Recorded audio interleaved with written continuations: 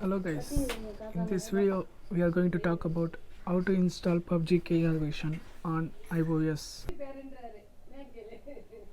Before going to start the video, please subscribe to my channel and like and comment, share to your friends. Let's get started. Click on App Store, open our account. In that, once you open that, it will ask for your password. I already given. After that, click your Apple ID. Once you click that, you can see country or region. Click that. Change country. After that, select Korean Republic of. Give agree.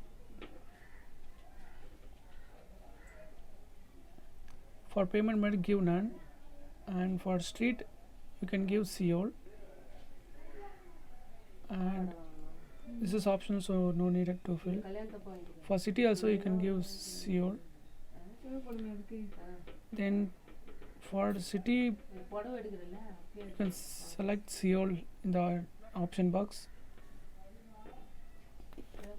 For passcode 100 011.